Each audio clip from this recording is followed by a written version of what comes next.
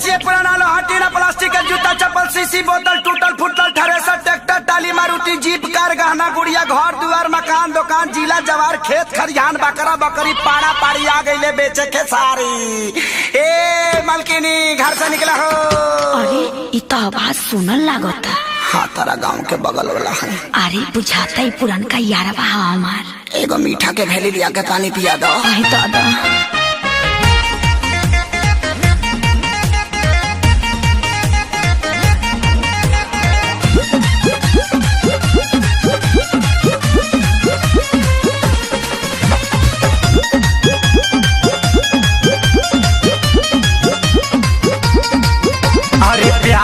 तुहरा आसम हमारा पपड़ल बा भारी तुहरा चक्कर में करे जा हम बन गईनी कबड़ी।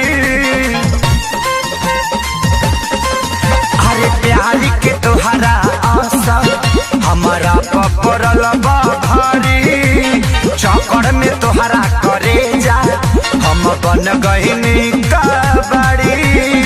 घर से निकला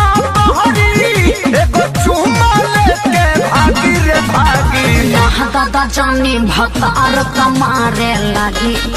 हाँ लागी लागी ना दादा जानी भतार कमारे लागी। हाँ लागी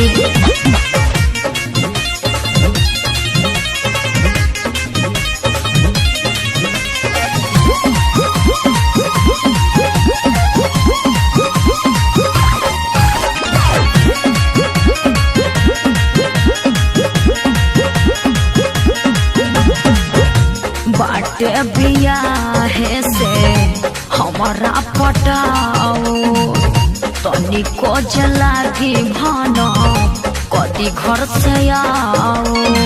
ए सुनो न मांजा हाँ होके न सके के होके अरे हमारा ऊपर जाने जाना यही से अपना वाला ससुर पर अरे ये दिया ये तो हटो दीवाना जब से भैलू मरद के हमर भी तो तरतिया जागी रे जागी। यहाँ दादा जानी भतार कमारे लागी।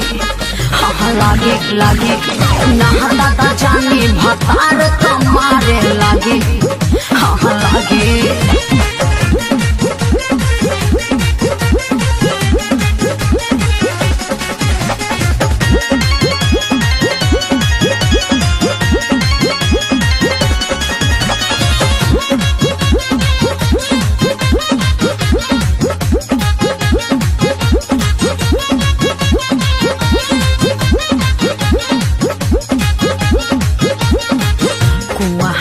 के बात पूछो और रहे यार हो नैहर के प्यार न करो ससुरा में प्रचार हो।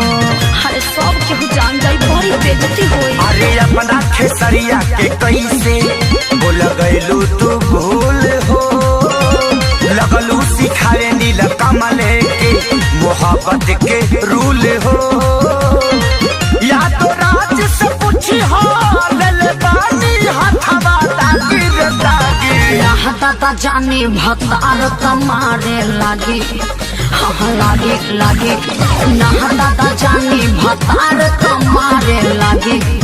हाँ लागी अरे प्यारी के तुहरा आशा हमारा पपड़ल बा भारी चक्कर में तुहरा करे जा हम बन गईनी कबड़ी।